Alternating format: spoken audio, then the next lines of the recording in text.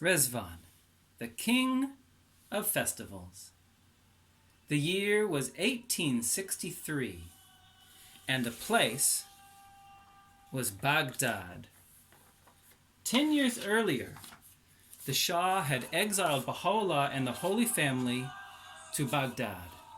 The hope was to snuff out the light of the Babi faith, to put it out. Yet the opposite had happened. Wherever Baha'u'llah went, the people would come to see him.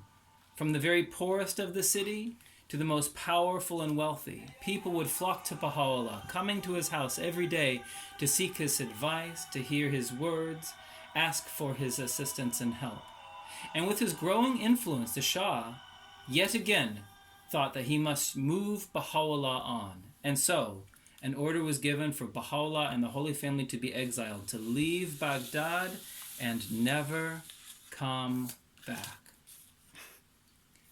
Baha'u'llah, before leaving, rented a garden on an island across the river Tigris.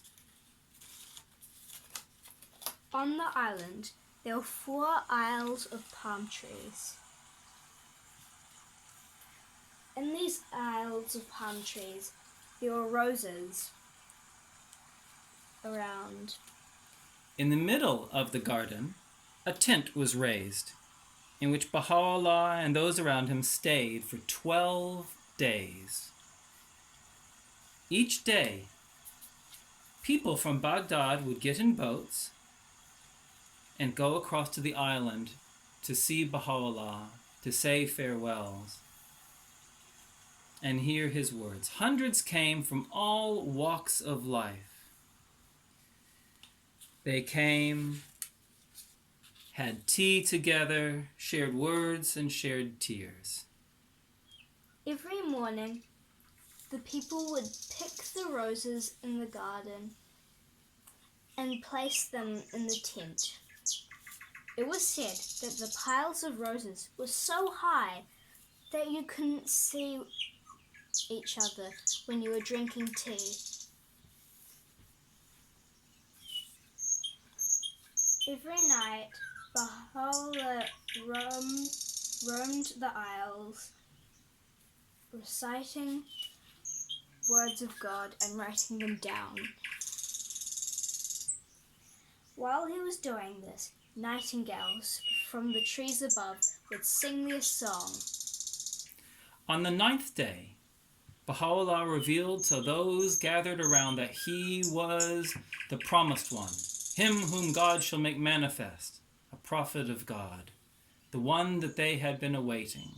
And so, these days of sadness, of exile, and tears were turned into joy and excitement.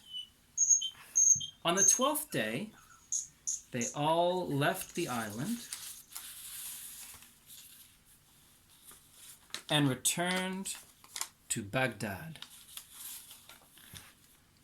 And there, lining the streets, the population came out to bid their farewell to Baha'u'llah.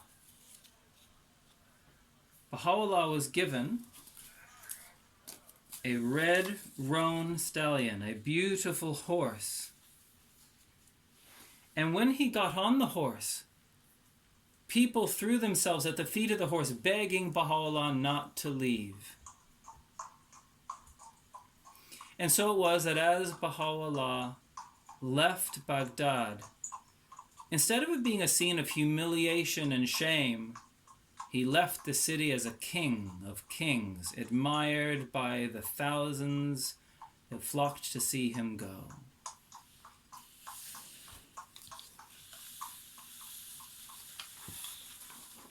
And these 12 days are known as Riḍván, the king of festivals.